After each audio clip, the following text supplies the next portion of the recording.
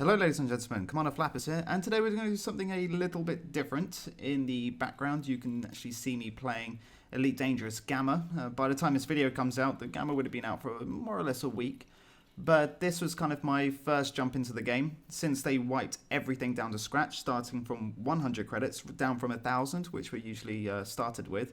And you can just basically see me playing the game from scratch, making those initial credits. You know how I covered that in my getting started video on how to make those credits?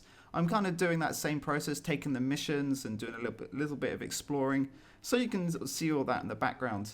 But the reason why I'm speaking over the video rather than doing the live audio is because I wanted to actually talk about Elite Dangerous, especially in recent events with all the news about offline play, everything like that. And there seems to be a lot of, you could say, discussion, as a lighter way of putting it, on the forums about whether the game's ready or not, and about the missing features. So I just wanted to discuss the game and basically my opinions on it, basically. We're going to be talking about what is missing from the game, what the game currently has, and generally what Elite is about. So let's first talk about the elephant in the room, which is obviously offline play. Okay, so the thing about offline play is that there's a lot of controversy surrounding it. On the initial Kickstarter, for those who aren't aware of the situation, they promised that they would actually have the offline version of the game available for release. Unfortunately, in recent events, they made the announcement that this is no longer possible. And people are, well, they're rightly so upset, because a lot of people who on not so good connections, not so reliable connections, are worried that they won't be able to play the game properly. So, well, let me just read back to you what Mr. Braben said on the forums regarding this decision. He says, basically, to make offline happen, they'd essentially have to create two games. The servers handle more than just the data, they handle all the key processes for interaction in the game. So trading, mission generation, and background simulation, to name a few. The decision wasn't made in recent weeks. They spent a lot of time and effort trying to come up with a way that would allow them to support offline play. However, the answer is that they can't. Now, I can understand from a development perspective, so I do a lot of software development on the side myself, is that things don't always go to plan. It's generally the same with everything. You can say, oh yeah, we want to do this or we want to do that, but as you start developing the software or game or whatever you're doing, it turns out it's going to be a lot more difficult than you initially expected it to do. I think most people are more upset with the fact that they didn't mention this sooner, but I think they were just trying to figure out a way if they could get it in the game or not before making the announcement. I'm not speaking on behalf of Frontier, I'm just kind of reading to you what's written here in front of me. So, as you can imagine, people are upset. There's been a lot of, let's say there's a lot of hate on the forums. People are demanding refunds, people are screaming and shouting. People are saying, oh, if there's no offline play, then there's not going to be this, there's not going to be that. Basically, there's a lot of overreaction, and there's also, I hate to say, a lot of childish comments as well. But I won't go too much into that. It's the internet. What can we expect? But generally, there are good and bad points regarding this. Obviously, the bad point is that you have to be online to play the game. But the good point is that we're going to keep receiving these updates. Even the people who wanted to play single player can still play single player, and they'll still receive these updates, and they'll still get that dynamic universe and the background simulation. So if there's any sort of like events happening in the galaxy, it would also go into their game, which wouldn't actually happen in offline mode. It would just basically be a static universe where they just fly around and do what they want to do without any of the stuff that people are kind of affecting the universe, like with trade routes, or if there's been a famine, or if there's this or that. It wouldn't go into the single player game. They would have to make a second game, as they said themselves. But from a personal perspective, in my opinion, it doesn't affect me too much. I've got a relatively stable internet connection here, like most people. Now, if you're sitting at home on your desktop computer that's plugged into your router and you've got 50, 100 megabit, or 8 megabit broadband, you've got that stable internet connection. And Frontier has said themselves that it doesn't require a lot of bandwidth at all. They said that they managed to play it on the train using a 4G connection thingamajigger, whatever they're called. and it still played very smoothly. So I think there's still a lot of overreaction regarding this, but I can understand the frustration of some people, especially those with not so many, not so good internet connections. You've got people who around the world who are more kind of in remote locations where the internet is not so stable, or they have like no broadband internet at all and they have to use their phones or some sort of dongle. And for them, I can completely understand that they're not happy with this decision. But with that in mind, they have actually said that those people who have purchased the game or backed the game, they can submit a request for a refund. They're actually reviewing their refund policy in regards to this whole kind of fiasco.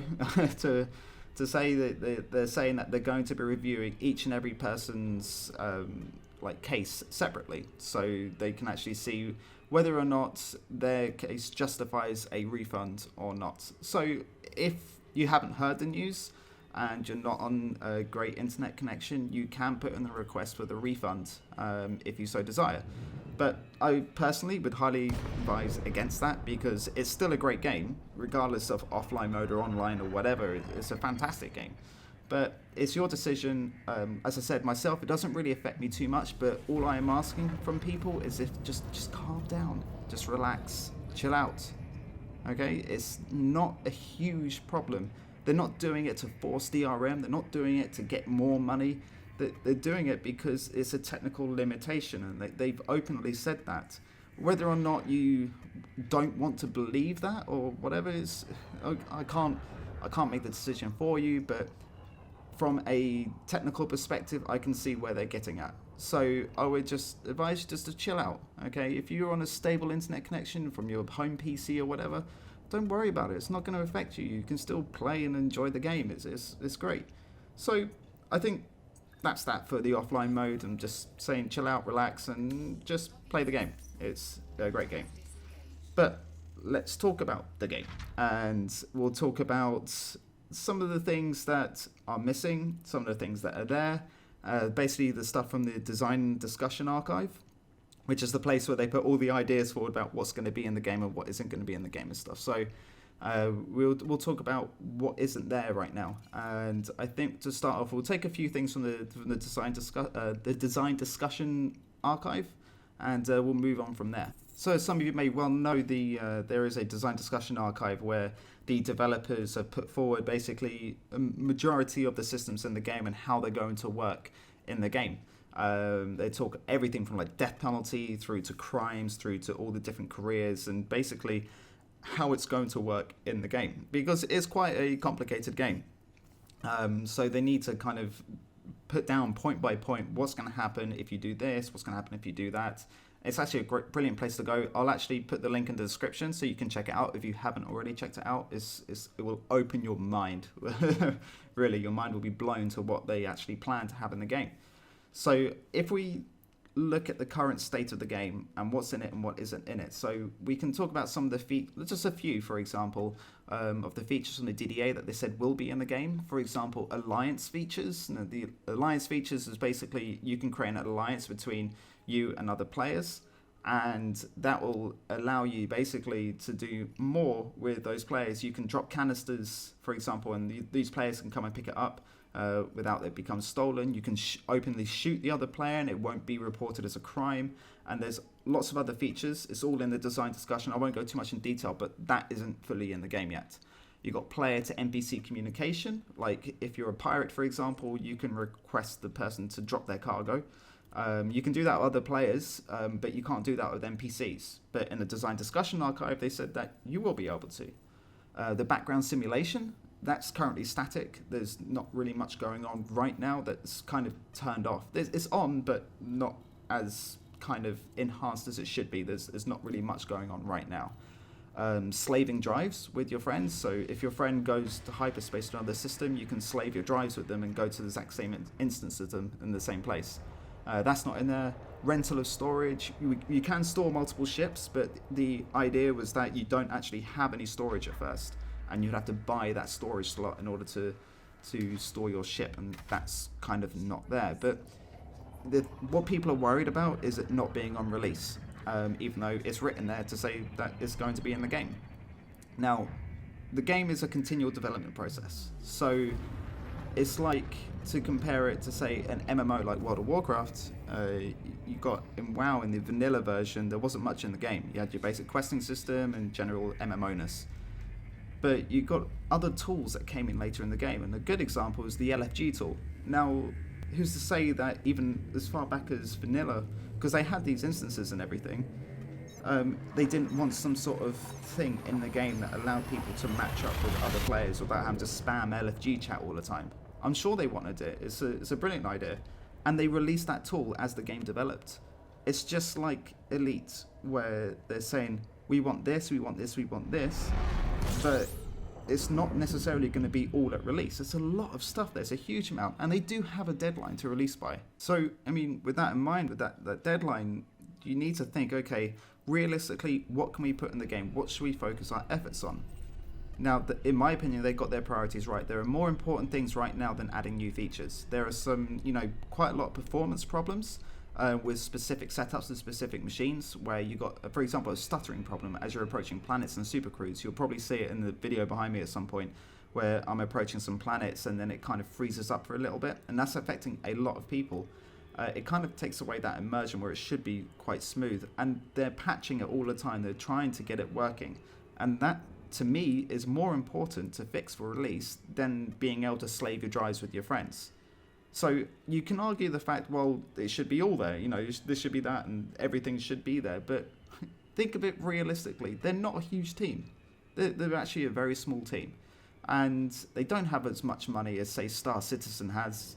They do have investments and everything, but they need to think about what's more important to get for release, so that everyone can actually enjoy the game at its core. So the idea is let's get as David Braben said, you got the house and you're slowly putting in the furniture, but you got to make sure that everything is working properly, everything is solid, the foundation of the house is in place and it's not going to fall down at any point. That's a big thing that a lot of developers these days actually forget about. You take a lot of these AAA games where everything's all over the place and things are buggy, things are not working. For example, Assassin's Creed Unity, that's a perfect example. The game broken from the start. It doesn't even bloody work properly. And what they've done, they just kind of rushed everything into the game for release, and look what's happened. The game just doesn't work properly. And we don't want that happening with Elite, do we? If you think about it, they try to push everything in and they don't fully test it out, they don't fully do everything, then what's going to happen? It's just going to be a complete mess. And I would love for the game to be more stable, and so they can add the features as time goes on in the months coming up, than pushing everything at the start and the game being buggy. I think that's a lot more important, in my opinion anyway. So you may want a buggy game, I don't know. But I think they've got their priorities right with this. It's in the design discussion archive, which means that it's going to be in the game. It's just a matter of when. And judging by the development process, over the last, 6 months, they've added so much into the game. It's incredible, the development process. I don't think we have to worry too much about what isn't going to make it into the game. It's just going to come in at a later point. So we just need to wait out. We need to make sure that the game is working well before it comes out and release. But that leads me to my next point, another feature which is lacking, which is social features. So there's been a lot of discussion on the forums about the social features. Some people have mentioned that they want a kind of global chat feature, or galaxy-wide chat, or a system-wide chat, or a station. They want kind of, rather than a direct chat from one person to another, they want that kind of MMO feel, because it is being advertised as an MMO. It's just there's nothing in the game right now to kind of make you feel like you're playing with other players, other than bumping into a few as you're traveling through the 400 billion galaxy things. It's like the odds, if you think about it, even if you have 1 million players, the odds of running into people in 400 billion star systems, it's not going to be. You see what I'm saying? I don't need to go into it. There's a monumentously huge game, and there's going to be a lot of players, but the odds of bumping into a lot of players in one system, unless you're in Seoul, for example, where Earth is, It's going to be kind of little to none. So people are asking about having a kind of chat in place. Now, personally, I don't believe having a galaxy-wide chat is a good idea. And the problem is with that is that you've got to think about realism, because people want immersion in the game. I want immersion. I want to think about, okay, so this is in the game. Why is it in the game? It comes to the discussion about what's realistic, what isn't realistic. If this is in the game, why isn't this in the game? A good example is, if we talk about realism, there's no sound in space. So why is there sound in space? Well, I mean, think about it. The game would be bloody boring if there was no sounds. It'd just be a completely silent game. And so they decided to put sound in the game so that it increases the gameplay elements. So, but it can still be explained scientifically. You know, you could it's, what's it called? It's called headcanon, as my wife tells me. It's something where it's not necessarily talked about, explained in the game. It's more that the player is thinking about it themselves and explaining it through their own thoughts.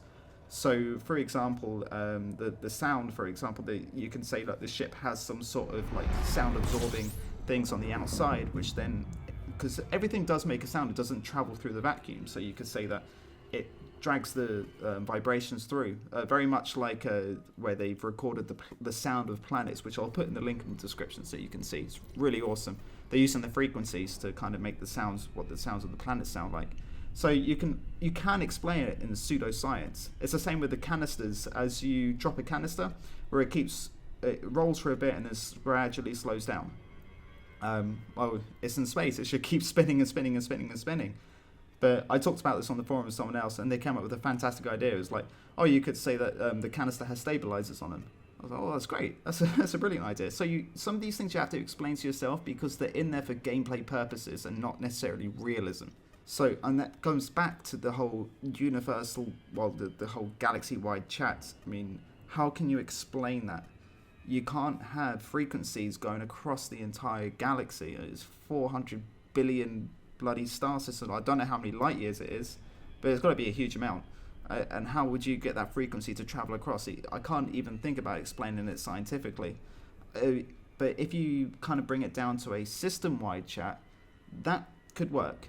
You know, rather than being able to speak to someone in the same instance as you, you could actually speak to everyone within that star system. I reckon that could work because, I mean, we recently sent that probe up to the comet, which is like bloody long way away, and we still managed to communicate with that. It just took a lot of delay between the communication. But you've got to think about, we are like in the future here, so that could be, if you think about it futuristically, we could iron out all those problems with the delay and everything.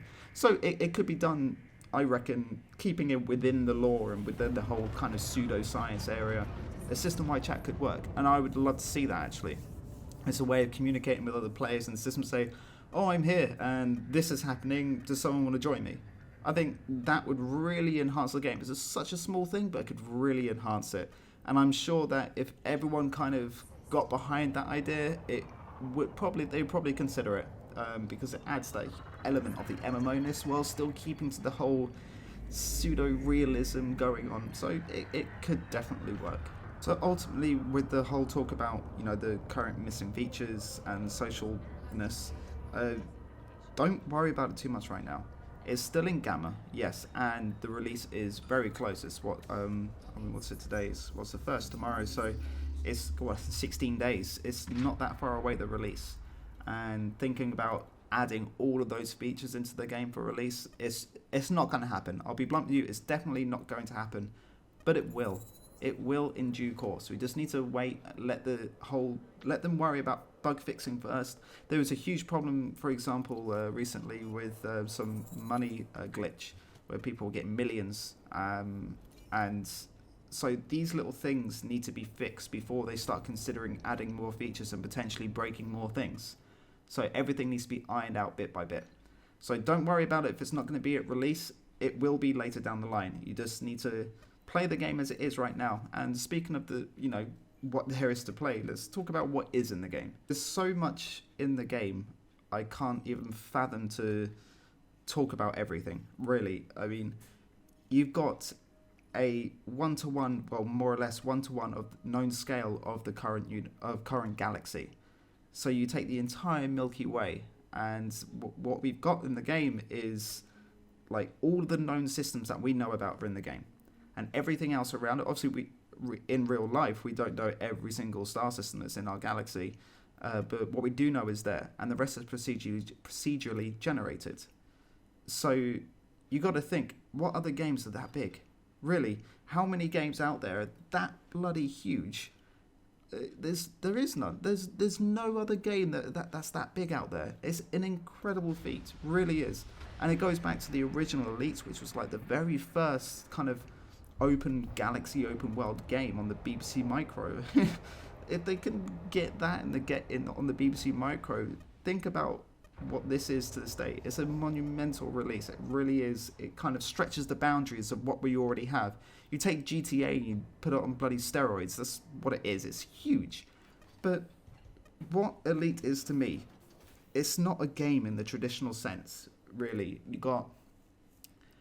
It's very hard to explain. Like, you take an MMO, when you talk about an MMORPG, you immediately think World of Warcraft, Lord of the Rings Online, things like that. It's very kind of similar, the same similar thing. The same thing is, you go to an NPC, they say, oh, go out, do this, and come back, and then you get a hug and kisses. So, okay, well, I'll go out, come back, get a hug. Okay, you've done that, now go out and do this. Okay, I'll go out and do this. Now come back and do this, and then you'll be allowed to go to the next area. Go, oh, great, that's a target. So come back and do that, go to the next area. And it's the same process again. Go back, do this, do this, do this. They tell you, it's hand-holding. They tell you what you can do, where to go, and they don't allow you to go to the next area without being punished. And you can only go to the next area until they allow you to do so. That's not like Elite at all. What they're doing here is like, it's a simulation. They're just saying, look, here's a spaceship, here's 100 credits, which you can't even afford to refill on 100 credits. So here's a ship, it's 100 credits, here's the galaxy. Do what the hell you want. That's it. That's basically it. There's none of this hand-holding thing going on. Yes, you have missions, you have the bulletin board system. Yes, there are certain systems that do require a certain reputation to be able to access, but there's only a select few because it's part of the lore in the game. They need to have some sort of because you've got the three different factions in there, so obviously they got their kind of strongholdy areas or where they're most present, and you won't be allowed to access those systems, or you'll just get shot. Especially if you have a bad reputation, they won't like you. So they're kind of mixing in those systems into the game. But for the majority of the galaxy, I can fly hundreds of light years across the galaxy and go where I want, and they're not going to stop me. I can run away from them. It's like that you haven't got that thing where it's just like you do a mission, come back. Oh, now you're allowed to go to this area to do more missions. It's not. You can just fly wherever you want. You can do what the hell you want. You gain credits to upgrade your ship. If you want to upgrade your ship, you could explore in your original Sidewinder with a couple of lasers. Perhaps maybe you get a better discovery scanner. The idea of the game is to do what you want to do without the game telling you what to do, like it does in most of these other games. Where you take World of Warcraft, the idea is to get to level 90 or 100 now as quick as humanly possible to enjoy the end game, because that's where the core of the game is. It's all in the raiding. And then you do raid after raid after raid after raid until you get all the best gear, and then you're paying monthly to kind of do kind of nothing really. Just do the same shit that you've been doing over and over again. It's, the game is not like that. Elite Dangerous is kind of keeping that old school feel to the game where you're not being told what to do. You're not being handheld all the way through the game. It's just you're being placed in the bloody galaxy, and you're being told nothing. You're just being told, well, there's a war going on between Federation and the rebels and everything. You can get involved if you want. You don't have to, but you can choose who you want to fight for. You can help both of them if you desire, or you can kind of mess around in the background and start screwing up the supplies to one of the, Federation, for example. If they're in demand of this, you can trade that out and make sure they're under a famine or something like that. The game allows you to do that. And it's your decision. You're not being told to do that like you would do in other games. So when I hear this talk about, oh, the game's not complete, it's nowhere near ready, you don't know what to do, it's boring, it's this and that, I hate to say it, but you're not playing the game right. What you want to be doing with Elite Dangerous is taking that mindset out of the current games that you're playing this day, okay? You've got to get away from all of that. Think out of the box. Here you are, with a spaceship, you're in space. Now, what do you want to do? Oh, I want to go and shoot some people. Go and shoot some people then.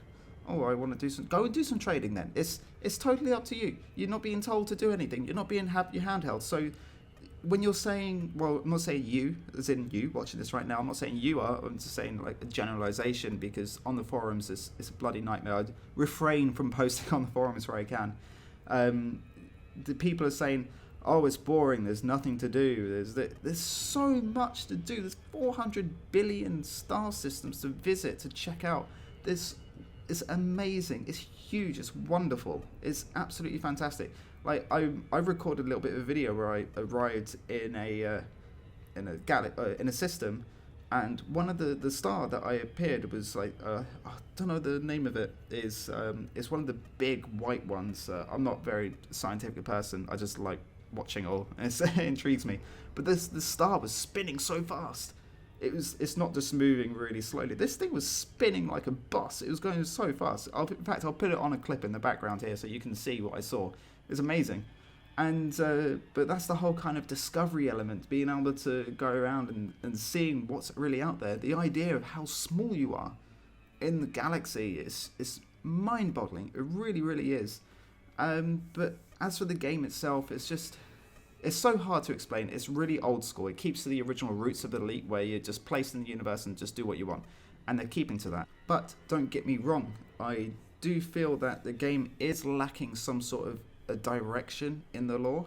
So what I want there to be is kind of like a background story, but it is laid out to you, because you have got the Galnet news feeds and everything. It tells you kind of what's going on in the universe, and it's very clever what they do. They talk about the interdictions, for example, because people are saying on the forums that they want interdictions to become an illegal act if someone's not wanted.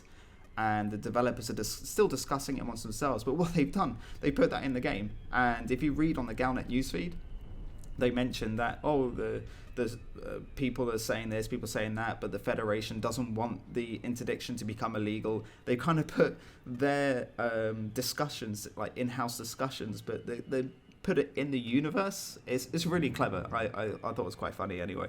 And so you kind of got that going on. But what I do want is kind of a more direct story that's kind of fed to you, so you know what's going on, and you know like what your role is in the universe. You're not a hero like you are in every other MMO. You're just another guy in a spaceship, and you can rank up and everything, but you're not the one to save the world or anything. It's not like that. It's just, I would like there to be kind of like a main storyline going on behind the scenes that kind of develops as you're playing the game, kind of like a dynamic storyline. That's what I personally would like to see anyway. And I think others have mentioned this as well. But as other, everyone's entitled to their own opinion about what they want to see in the game. What I don't want to see is the whole kind of, the World of Warcraft effect. I don't want that coming into this game at all. I'm really enjoying it as it is now. But that's generally that for the game anyway. It's hard to explain what the game is. You can see me in my videos really enjoying the game, and you can see it can be enjoyed. You can see that it's not boring in any sense of the way. It's a complicated game. It's got a huge learning curve. If you stick your mind to it and watch my videos, then you'll be able to get your head around it and be able to understand what your role is out there in the galaxy. So really, to kind of sum up everything, like, you got the main game. Yes, it's missing features. Yes, there are features that I wish there to be in the game, but it's still, the game is there. The core of the game is there. It's really enjoyable. If you haven't got the game yet and you'd like watching my videos, then I highly suggest going out and getting the game while you still can on pre-order, because you get a bit of that saving. And just go out there and enjoy the game for what it is. It's not going to handhold, have your handheld all the way through the game like you do in this, with all the current games. But I can see that the devs are really trying to keep it true to the core Elite game, while, they're trying to keep the original Elite fans happy, but at the same time, they want to kind of bring in a new audience as well. So it's a very hard battle for them. They can choose one or the other, but they're trying to do both. And you've got to give them some credit for that. Yes, they've run into some difficulties along the way. Yes, the offline mode is a bit of a shame, but I personally think people are overreacting to this, especially those who have stable internet. They're just kind of jumping on that, the train. What's it called? The hype train? No, the hate train. What it is, the circle jerk about you got, oh god, hate Elite Dangerous right now because it's doing something bad. It's complete nonsense. So I can understand if you're not on a good connection and everything, as I mentioned before, but let's just try to be civil about things. Let's be adult and just enjoy the game for what it is. Just remember, with this whole thing that's going on and with everything that's happening, is you can please some of the people all of the time. You can please all of the people some of the time, but you can't please all of the people all of the time. Anyway, that's my rant, discussion, talk, whatever you want to call it. If you have any comments about anything I've chatted about, or you have any questions or anything like that, feel free to leave a comment there below. All I ask is you to remain civil and adult in those conversations, because I know I probably did hit on a few probably nerves in that little rant of mine, but let's just try to be adult and have a nice conversation, because I know what YouTube can be like some of the time. So, but yeah, if you have anything you want to say, feel free to leave a comment below. I'll try my best to respond to everything. But in the meantime, as usual, fly safe.